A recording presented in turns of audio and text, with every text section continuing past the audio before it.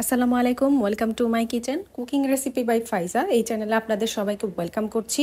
আজকে আমি যে রেসিপিটা আপনাদেরকে তৈরি করে দেখাবো একদম সহজ এবং ঝামেলা ছাড়া। এই রেসিপিটা আপনারা সহজে বাসায় তৈরি করতে পারবেন। আজকে আপনাদেরকে আমি করে দেখাবো লাচ্ছা পরোটা, একদম নরম সফট। এই লাচ্ছা পরোটা আপনারা চাইলে ঘরে বসে খুব সহজেই তৈরি করে ফেলতে পারবেন। তো চলুন দেখে নিই এই লাচ্ছা পরোটার রেসিপিটা আমি কিভাবে তৈরি করছি।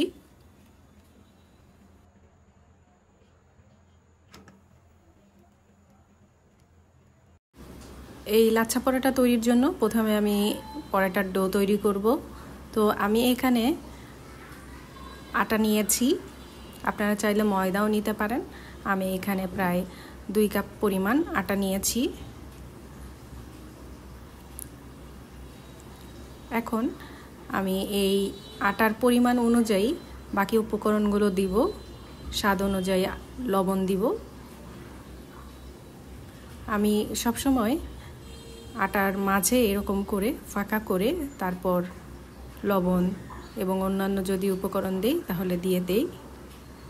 আমি এখানে পরিমাণ অনুযায়ী লবণ দিয়ে দিচ্ছি। আপনারা স্বাদ ও আন্দাজ অনুযায়ী লবণটা অ্যাড করবেন। এখন দিয়ে দিচ্ছি সামান্য পরিমাণ চিনি। আমি এখানে প্রায় 1 টেবিল চামচ পরিমাণ চিনি দিয়েছি। আপনারা চাইলে চিনিটা স্কিপও করতে পারেন, তবে খাবারের টেস্টটা আনতে চিনিটা দেওয়াটা জরুরি। এরপর দিয়ে দিচ্ছি গুঁড়া দুধ। আপনারা চাইলে গুঁড়া দুধটা নাও দিতে পারেন। তো গুঁড়া দুধটা দিলে লাচ্ছা পরোটা খেতে ভীষণ মজা লাগবে। এখন আমি রুম টেম্পারেচারে থাকা পানি দিয়ে দিচ্ছি যেন লবণ, চিনি আর গুঁড়া দুধটা গলে যায়। এখন আমি যোগ করছি সামান্য পরিমাণ তেল। তেলটা যেহেতু আমি পরে দিব, সেজন্য আমি এখানে অল্প পরিমাণ তেলটা দিয়ে ডোটার খামিরটার তৈরি রেডি করছি। মাঝখান থেকে এইভাবে করে আমি আটাটা ভালোভাবে মেখে নিচ্ছি। সুন্দরভাবে দেখুন মেখে যাচ্ছে। যদি প্রয়োজন হয় পানি, সেক্ষেত্রে আমি পানি অ্যাড করব। সব পানি একেবারে দেওয়া যাবে না। যদি পানির দরকার হয় তাহলে কিন্তু পানি অ্যাড করতে হবে। সব পানি যদি আগেই দিয়ে দেন তাহলে কিন্তু ডোটা পারফেক্ট হবে না। যদি আটাটা একেবারে নরম হয়ে যায় তাহলে কিন্তু পানি দেওয়া যাবে না। আর যদি আটাটা শক্ত থাকে তাহলে সামান্য পরিমাণ পানি অ্যাড করতে পারেন। তো আমি ভিডিওটা একটু স্কিপ করে দিয়েছি। একটা পারফেক্ট ডোটা এনে দেখুন ডোটা কিন্তু সফট হয়েছে, বেশ নরম দেখাচ্ছে। এখন আমি সামান্য পরিমাণ তেল দিয়ে ডোটাকে আবারও মেখে রেস্টে রেখে দিব প্রায় 10 থেকে 15 মিনিট। আপনারা চেষ্টা করবেন পরোটাটা বানানোর আধা ঘন্টা আগে এই ডোটা রেডি করার জন্য, তাহলে পরোটাটা খেতে সফট হবে এবং সবগুলো উপকরণ ভালোভাবে মিশে গেলে পরোটার টেস্টটাও অন্যরকম আসবে। তো আমি তেলটা দিয়ে আবারও ভালোভাবে মেখে এটা রেস্টে রেখে দিব।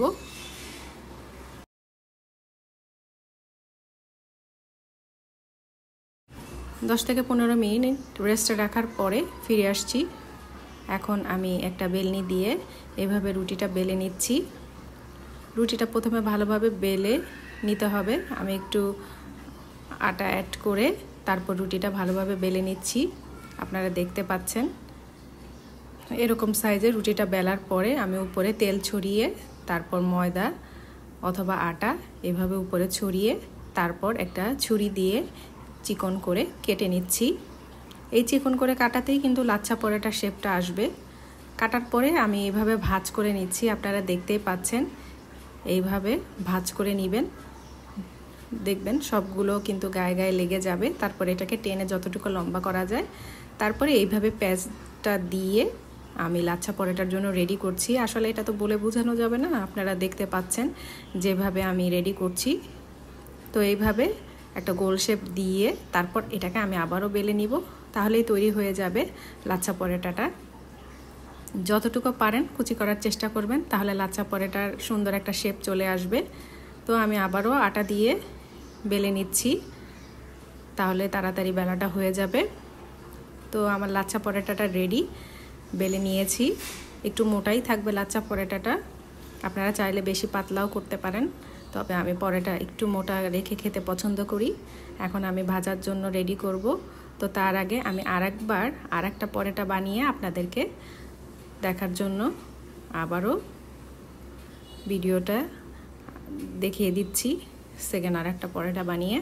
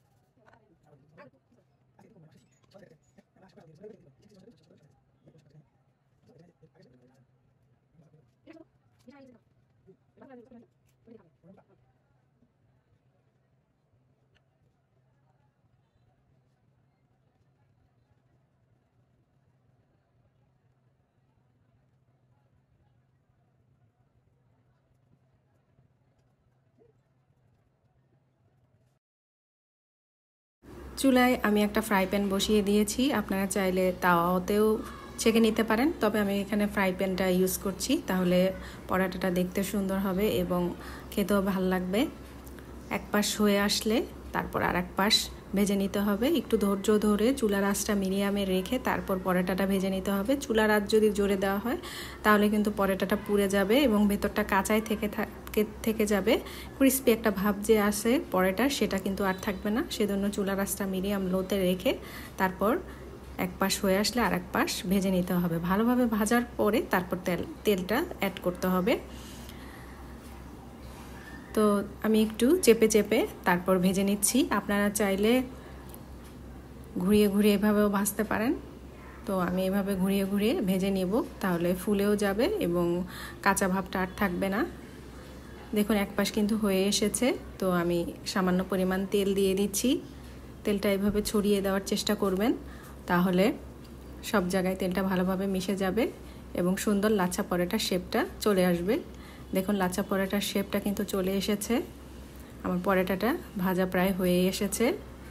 তেলটা আমি অল্প করে দিচ্ছি আর ভেজে নিচ্ছি। সব তেল একেবারে দিলে তাহলে তেলটা অনেক সময় বেশিও হতে পারে, তাই আমি অল্প করে যতখানি লাগে সেই অনুযায়ী তেলটা অ্যাড করলাম। আপনারা চাইলে তেলের পরিবর্তে ঘিও অ্যাড করতে পারেন, সেক্ষেত্রে টেস্টটা অন্যরকম লাগবে।